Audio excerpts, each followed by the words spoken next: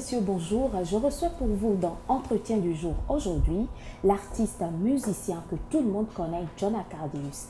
John Akadius, il est artiste musicien, mais aussi chanteur. John Akadius, bonjour. Bonjour. Alors, pour le public qui te regarde, pour le profane, qui est John Akadius? John Akadius est un simple chanteur, simple musicien, qui joue de temps en temps de la guitare et qui aime beaucoup son pays. D'accord. Alors, on remarque à travers tes musiques, à travers tes morceaux, que tu parles différentes langues de ton pays, le fon, le yoruba, le gon, un peu de tout. Un peu de tout. Et par ailleurs, tu abordes beaucoup plus les thématiques qui ont attrait au vaudou, n'est-ce pas? Alors, quel attachement tu as à ce culte-là de façon particulière? Oui, vous savez, moi, un grand catholique, et j'ai eu tous les sacrements qu'on peut... C'est-à-dire, je vous raconte mon enfance, je suis très croyant. Et je suis allé seul, je suis né d'un père chrétien, bien sûr, mais qui ne mettait jamais pied à l'église. Toute la famille avait un petit recul comme ça, comme vous voyez au Bénin. Ouais. On porte le nom Christophe Jacques, tout, mais on ne va jamais à l'église. On a son vaudou à la maison où on respecte notre tradition, notre divinité, vous voyez. Mais moi, j'ai fait un long chemin tout seul depuis mon enfance quand j'avais 11 ans. Et j'ai pris la route pour aller à l'église et essayer d'avoir mon baptême et toutes les, comment on appelle, ma confirmation, tous les sacrements, je les ai faits. Donc c'était un moment où je recherchais beaucoup Dieu. En fin de compte, je me dis, c'est quoi le vaudou? C'est quoi notre religion à nous? Et qu'est-ce que cette religion, parce que le regard que les gens ont sur notre vaudou qui est... C'est diabolique, c'est satanique. Voilà, mais moi je ne voyais pas parce que quand je dis je viens du Bénin, on dit le pays de vaudou. Alors je vois tous les Européens qui commencent à prendre peur parce qu'on dit il vient du Bénin et là-bas c'est le vaudou. Ça a tellement de puissance et dedans quand vous cultivez, vous creusez dedans, il y a plein de choses positives. Et ça, comment travailler avec ça? D'abord, je dis en tant que musicien, autant raccrocher, attraper carrément la partie chant. La partie culturelle, je ne dis pas culturelle, mais culturelle vraiment de vaudou. Et c'est ainsi, pendant 4-5 ans, mon grand retour au Bénin me rapproche vraiment vers ce cadeau de Dieu qui est pour nous la richesse qu'on devrait vraiment cultiver. Et croyez-moi, on n'en fait rien, mais il y a plein de pays qui se font des sous et c'est de l'or pour certains pays. Je me réclame cette identité des chants, c'est-à-dire d'un chanteur qui fait des chants vaudous, car mon vaudou à moi, ce n'est pas aller chercher des chants existants. Vous voyez, des chants qui sont déjà... Des chants des couvents, qu'on connaît habituellement. Non, mais ces chants ont été composés par des personnes qui l'ont fait dans le temps.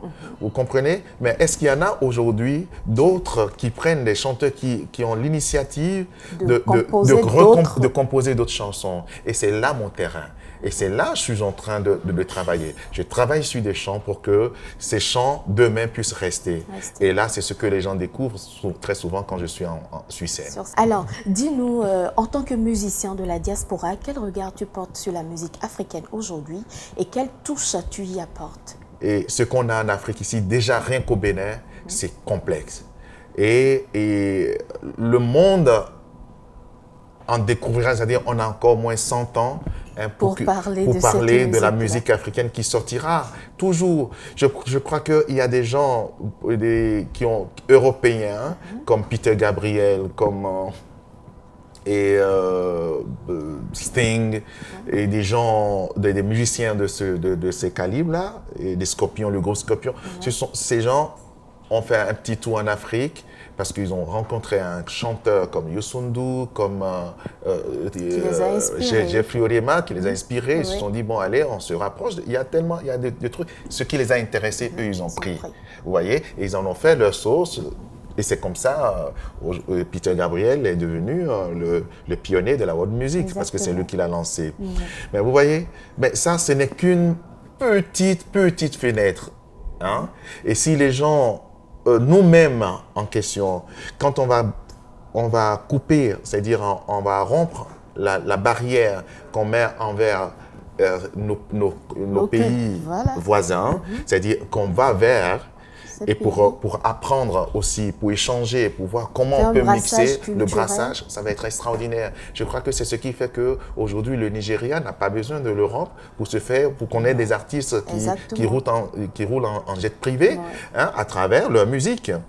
Exactement. Vous voyez, et ils ne parlent même pas de la vente en Europe, c'est rien qu'au Nigeria. Vous voyez, et pourquoi? Parce que le Nigeria, comme un grand pays qui a tellement une variété très grande pour faire la musique nigériane aujourd'hui, ça vient d'où? Ça vient de la Côte d'Ivoire, la musique ivoirienne, ça vient un peu du Congo, du coupé décalé. C'est tout un mélange avec la musique ghanéenne. Et les gars, ils en ont fait de leur musique quelque chose qui restera beaucoup longtemps parce qu'ils sont restés un peu en arrière pour voir ce qui se passe.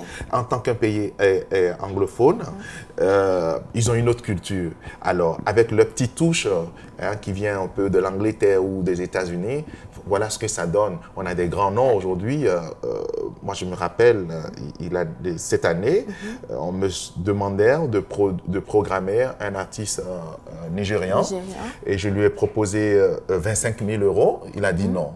Je dis 30 000 €, il dit non. Vous imaginez, mais donner 30 000 € à un Européen, même, mais franchement, les gens vont courir, vous voyez. Mais ce jeune homme, excusez-moi, je ne crois pas qu'il a fait un concert en Europe dans sa vie, vous voyez. Et pour vous dire comment la musique commence à prendre autrement dans notre continent, et que demain, tout le monde sait que ce qu'on a, on va à part les pygmées, la musique des pygmées, il y a autre chose encore. Autre chose qui se fait. Vous voyez, il y a eu des approches envers les pygmées, les chants pygmées. Ok, on connaît un peu ce que c'est, mais les chants vaudous, les gens ne connaissent pas. Ils ne connaissent pas. Non. Alors, là, actuellement, tu es à Cotonou pour le festival Cotonou Couleur Jazz. Oui. Et j'aimerais que tu nous parles un peu de ce festival-là dont tu es initiateur avec Sylvana Moï-Virchow. D'accord. Bien sûr, c'est vrai qu'il y a... Et c'est un rêve de pouvoir mettre une scène qui brasse des artistes de renom. Des artistes de renom que j'ai l'habitude de rencontrer sur des scènes en Occident. Et c'était en 2000, j'avais eu un choc quand j'étais dans une loge et juste à côté, il y avait Youssou N'Dour. Et on passait sur le festival Couleur Café de Bruxelles. Là, après, je me dis, mais comment se fait-il que voilà un festival qui se passe en Europe et il n'y a que des Africains ou des gens de l'Amérique latine hein, qui sont dans ce festival et il y a du monde à gogo. Mais pourquoi pas ça chez nous? Vous voyez? Et je dis, mais alors, lorsque vous posez la question, vous trouvez rapidement les solutions. Parce que vous dites, mais est-ce qu'on donne autant de valeur aux artistes? Est-ce qu'on respecte autant les artistes comme ça pour pouvoir les mettre sur une bonne scène, mettre du matériel qu'il faut, les mettre en valeur et les payer comme il faut pour que les artistes se sentent bien et se donnent du meilleur d'eux. Et voilà, je dis, ça c'est un point. Mais pour le faire, oui, on peut lorsqu'on a la volonté. Alors, l'édition 2014, c'est quoi la particularité? Vous savez, quand on a initié ce festival, il y a plusieurs points qu'on s'était donné à régler. C'est-à-dire, réglons des problèmes de notre société pour que demain soit meilleur. Oui. Et c'est ainsi, on a mis en place comment on appelle, le volet formation. Formation. Et ce volet formation nous permet de former des techniciens qui n'ont jamais vu le matériel qu'on a ramené. Voilà. Des grandes scènes comme ça, comment les artistes... Voilà, vous savez, quand vous devrez passer sur une scène professionnelle, vous avez maximum 20 minutes ou 25 minutes pour changer la scène et que tout doit être prêt. Mais il faut que les techniciens... un certain dynamisme et tout. Exactement. Ça, il faut apprendre au nôtre comment le son fonctionne, comment les lumières fonctionnent. Voilà. Donc, on a ramené tout le matériel aujourd'hui qu'on a au Bénin qui permet de créer une scène comme ça. Donc, il faut former les techniciens, il faut former, faire des ateliers pour que la musique évolue, c'est-à-dire faire venir des stars de ce genre pour que dans la tête des gens, les gens puissent voir autre chose. Parce que lorsque vous ne sortez pas, vous n'avez pas la chance de sortir pour aller voir ce qui se passe ailleurs, vous pensez que vous êtes beau ici. Voilà. Donc, nous sommes sur un petit chemin, ramener tout ça petit à petit pour que les nôtres puissent voir ce que c'est qu'un bon concert.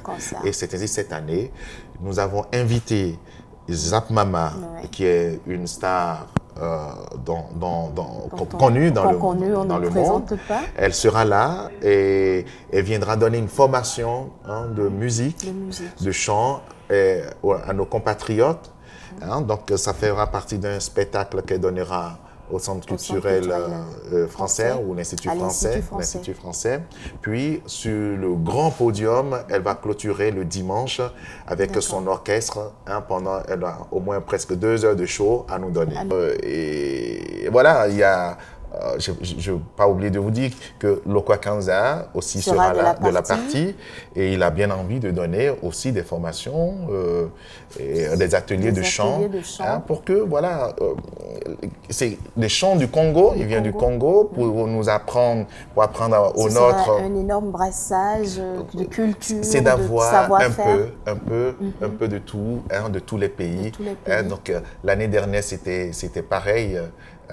Et chaque année, on réussira pour que nos chanteurs c'est-à-dire leur bibliothèque à travers notre festival.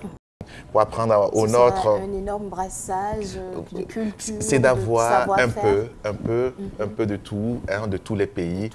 Donc l'année dernière, c'était pareil. Et chaque année, on réussira pour que nos chanteurs c'est-à-dire leur bibliothèque à travers notre festival. Voilà. D'accord, super. Alors, pour je vais parler des novices quand même qui veulent devenir de grands musiciens, de grands chanteurs, de grands artistes. Quels conseils tu as à leur donner? Mais avant d'être grand, il faut être petit. Donc, il faut commencer quelque part. Ce qui est grave dans le pays, c'est qu'on saute beaucoup d'étapes. Il y a des clubs aujourd'hui à Cotonou. Il y a des musiciens qu'on connaît, qui existent partout. Il y a des groupes. Commencez à entendre ce qui sort. Arranger déjà sa voix. Arranger déjà sa voix. C'est un chemin que je conseille simplement. John Akadius, merci d'être resté en notre compagnie. Je vous en prie, merci bien à vous.